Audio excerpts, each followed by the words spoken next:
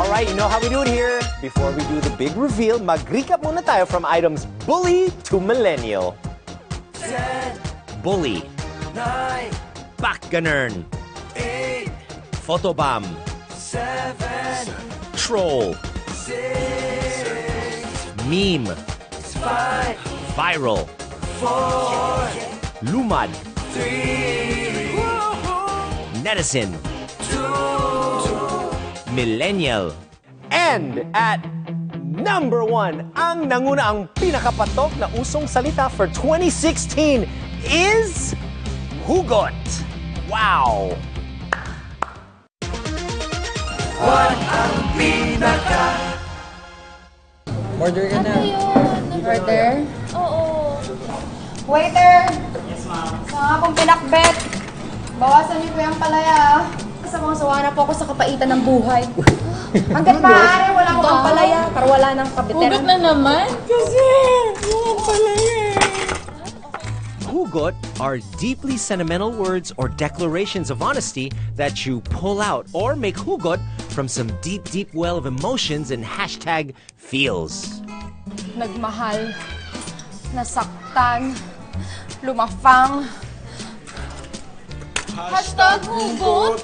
Maganda yung hugot, no, kasi literal, meron kang hinuhugot, no, at marami tayo nitong pwedeng gamitan, no. Nagkaroon tayo ng mas malawak na gamit sa konotasyon, no, gamit na salita o pagpapakahulugan sa hugot kasi ginagamit ito sa usapin halimbawa ng emosyon o damdamin, no. Kaya mas maraming nakarelate. Well, yung definition mo talaga ng hugot, may kinalaman doon sa act itself of picking or getting something from somewhere.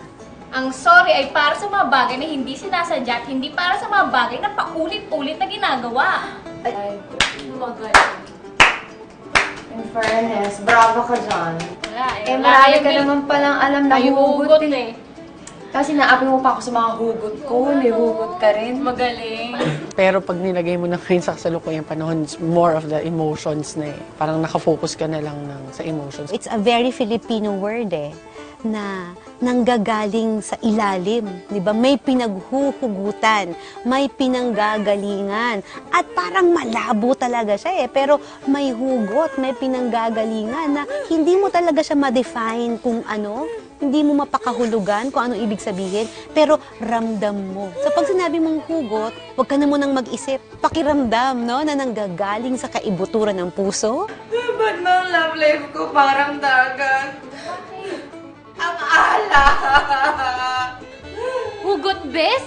Nako, hindi mo deserve yung mga ganyan lalaki. Marami pa dyan.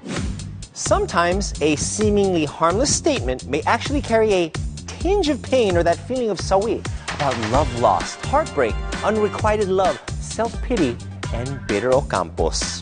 Hashtag wasak. Hashtag hugot. Uy, pasensya na! Ang traffic sa EDSA eh! Kanina ka pa namin hinihintay eh. Ano, hindi namin matapos-tapos to. Pasensya na, huli ako ngayon. Huli na nga ako sa traffic. Pati sa pagmamahal niya, huli rin ako. Hugot? Ang corny mo. Nako, itigil mo muna yan para matapos na natin to. Murong luha ko ah. Yung salitang hugot, pag may emotions involved na, parang may double meaning ba, kumbaga, doon sa mga sinasabi mo o sa ipinapahayag mo. Uy! Hashtag hugot. Panahon lang ang kailangan ko. Makakalimutan rin kita tulad ng paglimot mo. Ouch! Yun ang iyong hinaing, hugot ay ang iyong pangarap na hindi natutupad. Diyan magaling yung mga Pilipino kaya naman lubos yung popularidad nitong salitang hugot na ito. Alright guys, make hugot from deep within you and give us your best hugot lines. Math exam ka ba? Para sa inyo na ako bumagsak. Hugot ka na hugot. So, nag-aaral ka na ba? Puro andas hugot nakikita ko sa newsfeed ko. Akala ko tuloy kung sino namatay. Puso ko pala. Aral muna bago hugot. Yung kaibigan kong hugot na naman. Broken heart kasi.